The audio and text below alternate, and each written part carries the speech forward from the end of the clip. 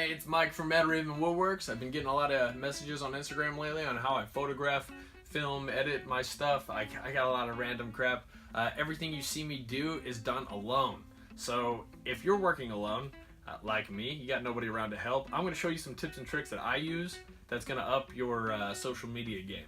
I don't have an expensive camera, I don't have fancy lighting, anything like that. I don't have an external microphone. Everything you're hearing right now is coming through my iPhone 6s with the settings set to 1080p, 60 frames per second. I used to use my GoPro, but finding out that I was spending so much time editing, it was kind of turning me off of even doing it. So I figured making it simple, shooting it on the iPhone or your mobile phone. I'm using my iMovie app on my phone to edit my videos, and I'm setting it straight to YouTube from there. I'm doing everything from the couch without ever touching a computer. And I'm going to show you that keeping it simple, keeping it cheap is the best way to go when you're first starting out. So for these demonstrations, I'm going to be using a block of poplar because I'm using my phone right now to film this. So I got no phone to show you guys with. So basically the most easy, and you know how I started off doing all of my I don't even know what it's called, you know, shots where I was alone but I set the camera across the room. They were all done using a 6-inch quick clamp. I just quick clamped my phone into there, aimed it at whatever direction I wanted it, and that's how I shot my video. Well, lately I have upgraded to this guy. This is it's like a Gorilla Pod. It's a knockoff brand. The whole setup was extremely cheap. You can get this on Amazon for like under 20 bucks. It is a flexible tripod. You can grip the arms around anything. I have tons of stuff on the walls and everything, so I have tons of stuff to grip this on. I can basically take whatever angle I want.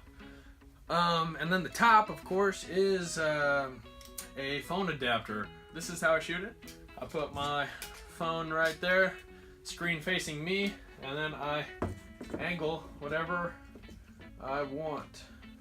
So if I wanted to shoot my table saw, I would put it right there. That's pretty easy.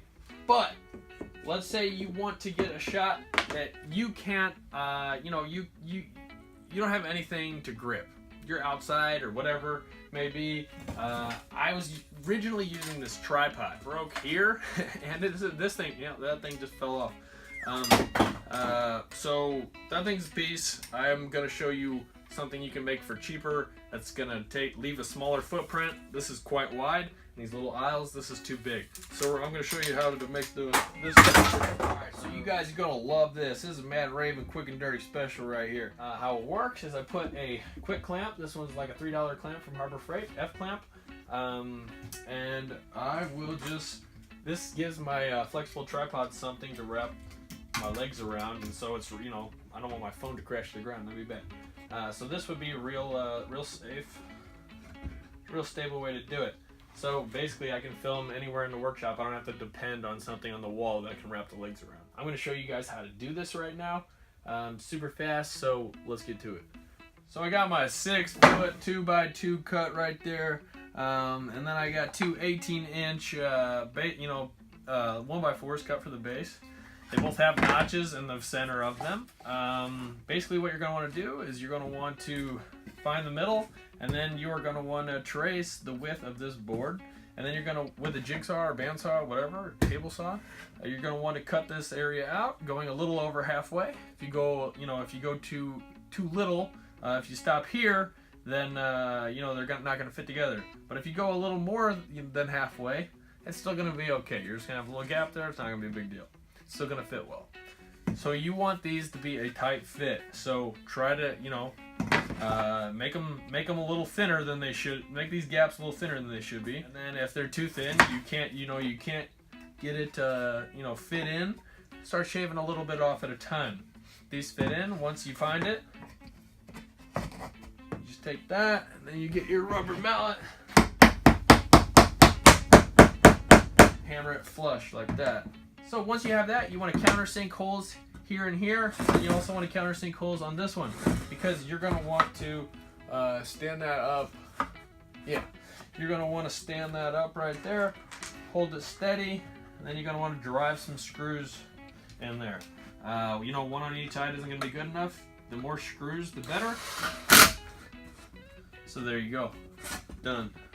Obviously, you are entitled to your own opinion, but that's how I do things. So a lot of people have been asking me how I do things, and I just show you how I do things. A few other tips I have,